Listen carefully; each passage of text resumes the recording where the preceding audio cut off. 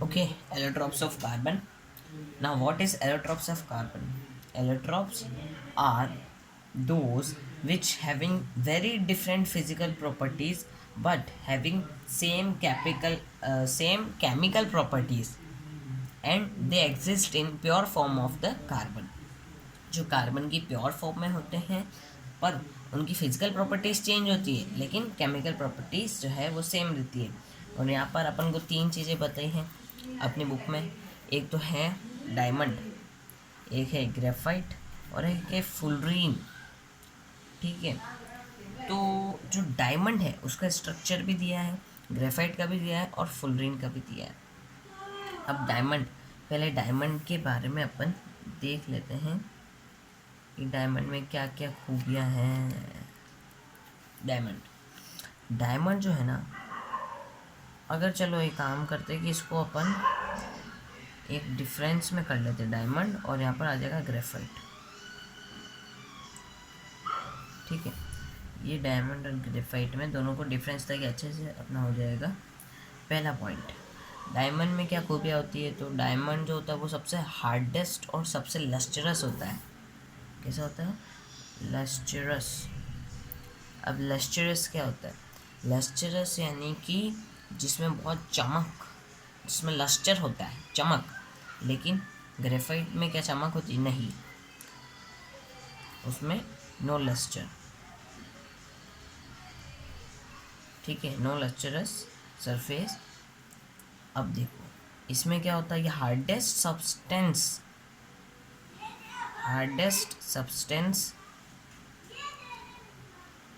In world में सबसे hardest substance diamond होता है, जबकि डायमंड एक नॉन मेटल है। और ग्रेफाइट जो है वो कैसा होता है? Slippery and smooth. ठीक है, चलो दो चीज़ तो हम समझ गए।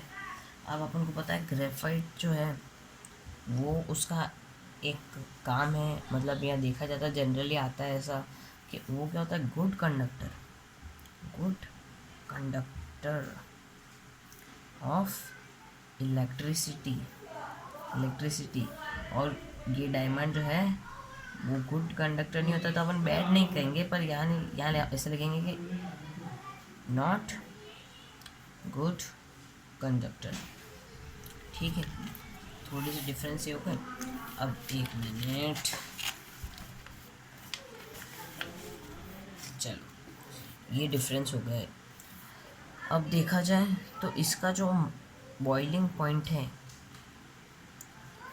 और मेल्टिंग पॉइंट जो है वो हाई होगा।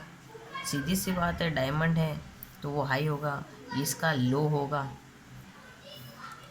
क्योंकि डायमंड बहुत रिजिड यानी बहुत मतलब स्ट्रॉन्ग, हार्डेस्ट होता है। डायमंड में क्या होता है कि एक कार्बन का एटम 4 कार्बन के एटम से जुड़ा हुआ होता है।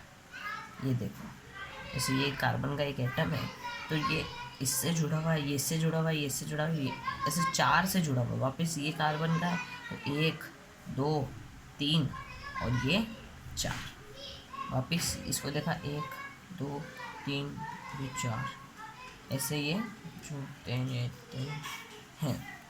और ऐसे ही वो स्ट्रक्चर बनाते हैं। जैसे इसमें देखो, यहाँ पर अपने बुक में बता रखा है, वापस ये इससे जुड़ जाएगा, ये आगे बना देगा, 1 2 ये ऊपर बना देगा, इससे ऐसा स्ट्रक्चर बनता है। लेकिन ग्रेफाइट में क्या होता है, एक कार्बन का एटम 3 कार्बन के एटम से ही ज्वाइन होते हैं।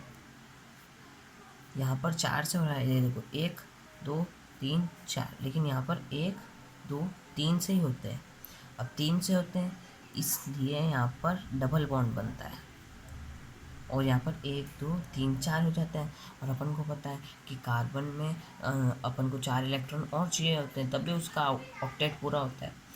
तो इसलिए ग्रेफाइट में कहीं ना कहीं वो 1 से डबल बॉन्ड बना लेता है, बाकी 3 जनों से जुड़ता है। ठीक है, इसीलिए अब यहाँ पर क्या होता है, इलेक्ट्रॉन फ्री होता है, वो चाहे तो इससे भी जुड़ सकता है, वो चाहे तो इससे भी जुड़ सकता है, इसलिए इलेक्ट्रॉन फ्री होता है, इसकी वजह से ये गुड कंडक्टर ऑफ इलेक्ट्रिसिटी भी होता है। ये क्वेश्चन भी हो सकता है, तो ये इसका रीज़न हो जाएगा, क्योंकि electrons are free in structure of graphite. तो ये कुछ सिंपल अपना डायमंड और ग्रेफाइट के बीच में डिफरेंस था। उसके बाद अपन बात करते हैं कि भाई डायमंड जो होता है वो है ना, अपन आर्टिफिशियल रूप से भी बना सकते हैं। तो how can be form diamond? So diamond can be formed by using diamond can be form by using pure carbon, मतलब उसको प्योर कार्बन चाहिए होता है। तो प्योर कार्बन को लेकर हाई प्रेशर और टेम्परेचर उस पर अप्लाई कर कर हम नेचुरल डायमंड जैसा ही एक आर्टिफिशियल डायमंड बना सकते हैं। अब आता है तीसरा स्ट्रक्चर अपना, फुलरिन, जो बकमिंस्टन फुलरिन ने किया था। इसी की वजह से उसका जो नाम है वो क्या दे दिया है, फुलरिन। जबकि उसका आविष्कार मतलब जिस उसने ढूंढा था ना, तो वो कौन था, बकमिंस्टन फुलर।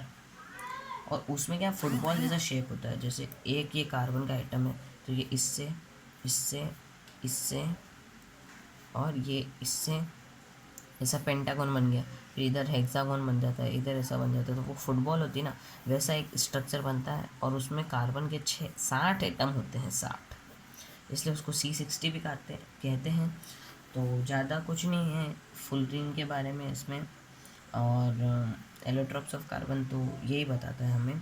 उसके बाद आगे आता है कि electron dot structure of methane वगैरह वगैरह आता है। तो थोड़ा सा अगर आपको आइडेंटिटी क्या है थोड़ा इंट्रो में बताऊँ तो देखिए कि जैसे मीथेन होता है ना, तो मीथेन क्या सिंपलेस्ट है, बहुत सिंपलेस्ट क्यों कह रहा हूँ, क्योंकि एक कार्बन से 4 हाइड्रोजन जुड़े हुए हैं। अब एक कार्बन से 4 हाइड्रोजन ऐसे सिंगल बॉन्ड बनाते हैं, ये हो गया मीथेन। अब अगर इसका स्ट्रक्चर देखें तो स्ट्रक्चर कैसे होगा, ये एक कार्बन के आउटर मोस्ट शेल में कितने होते हैं इलेक्ट्रॉन, 1 2 3 4।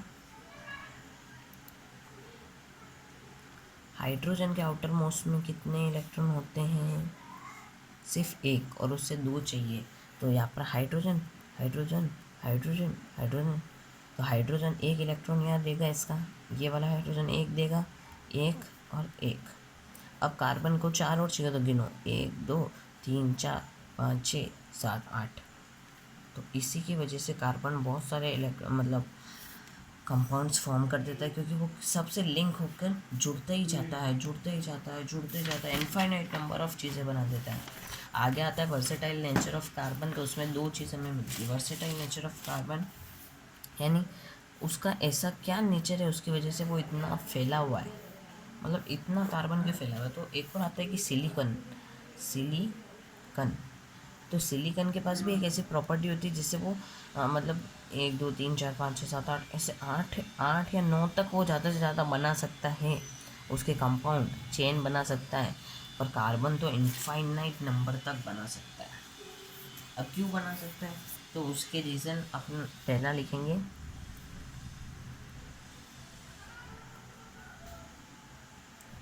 कैटिनेशन।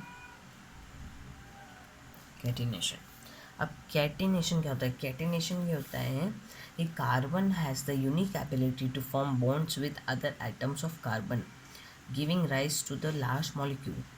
मतलब कार्बन के पास एक ऐसी एबिलिटी है जिससे वो एक से जुड़कर इससे जुड़ा, ये जुड़ा, ऐसे ब्रांच चेन बनाते जाता है और बड़ा से बड़ा मॉलिक्यूल बनाता रहता है, कंपाउंड बनाता है।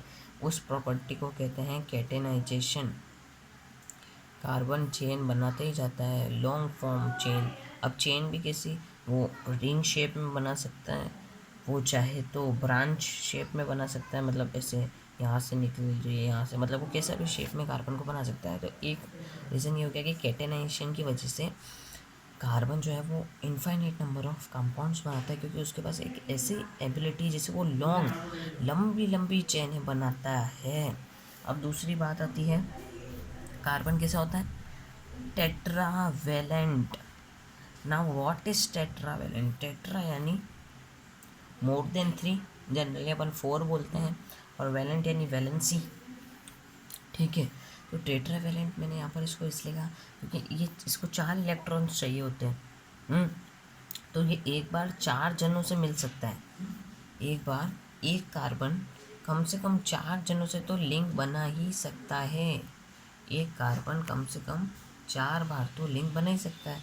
अब अगर बुक में पढ़ें तो यहाँ पर देता है कि उसके पास ऐसी कैपेबल होता है कार्बन कि वो 4 अदर एटम्स ऑफ कार्बन और atoms of some other monovalent elements को बना सकता है। अब कार्बन किस किस के साथ कंपाउंड बनाता है? तो कार्बन ऑक्सीजन के साथ कंपाउंड बनाता है, नाइट्रोजन के साथ कंपाउंड बनाता है, सल्फर के साथ कंपाउंड बनाता है, क्लोरीन के साथ कंपाउंड बनाता है और बहुत सारी चीज़ें जैसे हाइड्रोजन के साथ कंपाउंड बनाता है।